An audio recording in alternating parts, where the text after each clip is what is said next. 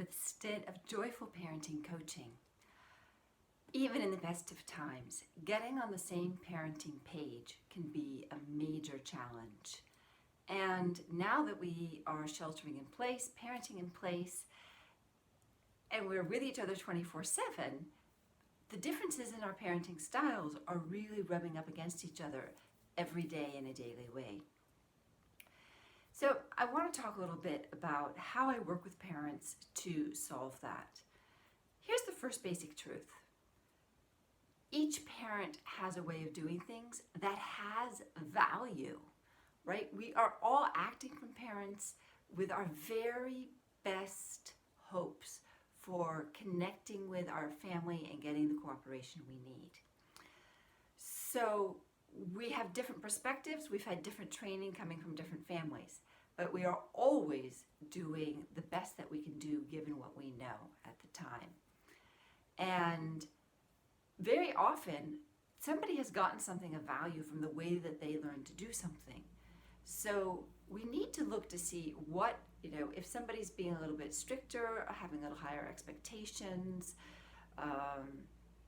is being a little bit more direct and firm about things, where's the value in that? And on the other hand, if somebody's being more empathetic, if they're really trying to talk and to listen, and maybe they're letting something slide for the moment because they don't want to go head to head with their kid, they don't want to have that adversarial relationship, what's the value in that? The fact of the matter is that there's value in each side, and in fact, one of the reasons it's great to have two parents in the house is that we bring that dual perspective to the house.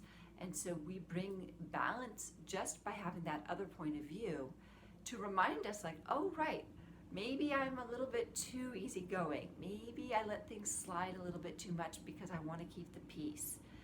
And yes, it is important to keep connected to our kids and to have them cooperative. And on the other hand, it's good to have expectations. It is our job to teach our child to be cooperative and to step up to the plate and to help out at home and to do chores and to sit down and to do their work. And so, having some clarity about that and giving the strong message of, yep, there are things that we need to do in this life and you need to do it. There's incredible value in that too. So what tends to happen with parents is that we, rather than looking at what the other parent is doing and going oh, that's good, I want some of that, we tend to go oh, that parent's being too soft, too easygoing. They're always the good time person. I need to be stricter and I need to be more attentive and I need to pay attention here. On the other hand, when you're standing over here and you're looking at the person who's going he's got too many expectations and he's not realistic in what a 2-year-old, a 5-year-old, a 7-year-old, a 12-year-old can do, we tend to go to our own style more. So instead of looking and going there's value in what that other person is doing, we tend to go oh, I have to compensate. I have to be even more loving and warm and connected and playful.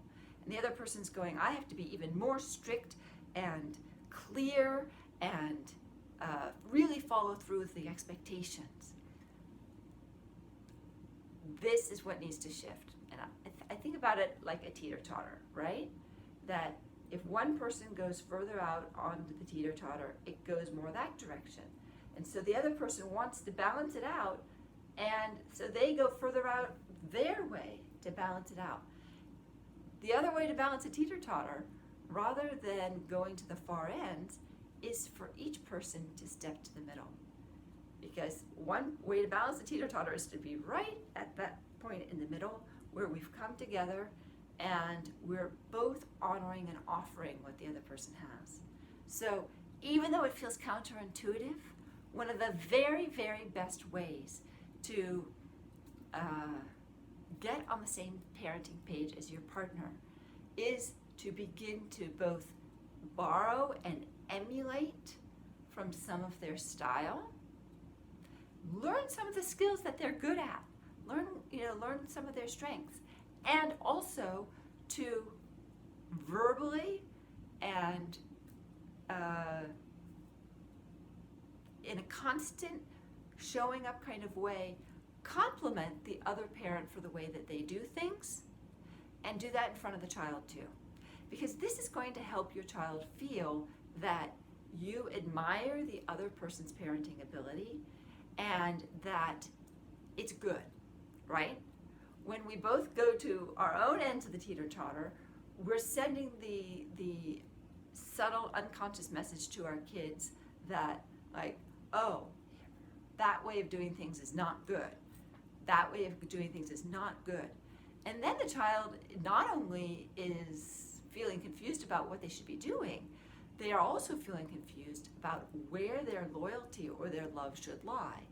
So do they align with one parent and then begin to become hypercritical of the other parent? Or do they maybe align with this parent, become hypercritical of that parent? Both cases are detrimental to the child because they break down the relationship, and the child doesn't know where he or she stands in between the two parents. So what you can do to counter that is to step to the middle, right? If you're the good time parent and you're always letting things go, or just 5 minutes more, and you're all about the hugs and the kisses, step up to the plate and hold a limit. Like, no, you could still do it in a kind, playful way, but hold the limit, right? We said 2 books, and 2 books it is. So tomorrow we'll have more books. That's it for tonight. Mama, I don't want to. I know, but 2 books is the limit. Good night. And if you're that, if you're the keep the order and keep things on track parent all the time, and the kid says 5 more minutes, just 1 more book, it's okay every once in a while to look at your child and go, okay, shh, 1 more book, just tonight, just because I love you to pieces and I can't resist. Tomorrow night, 2 books, but let's read 1 more book tonight, right? It's okay to do that and to be that parent every once in a while. The trick is to find that balance, not by stepping away from each other, but by moving towards each other. Elizabeth Stitt, Joyful Parenting Coaching. Please write comments in below. I know you might be feeling like, I can never get my husband to do anything. He never agrees with me on anything. He's not going to get this whole balance thing. He's not going to step towards me. Or my wife, one way or the other. I hear it from both sides. That's okay. Your job is to step towards the middle. That is what will allow the other person to step towards the middle. They will not get more rigid and more entrenched in their ways just because you compliment them for their strengths, or because you even copy or emulate their strengths. Instead, you're going to open up and ease the way for them to see what you're doing and to admire what you're doing. I know it feels counterintuitive. I've worked with a lot of parents, and this has worked. This has been a way of coming to get parents together on the same page. Write your comments below. What is your skepticism? What are your challenges? What can we do to change it?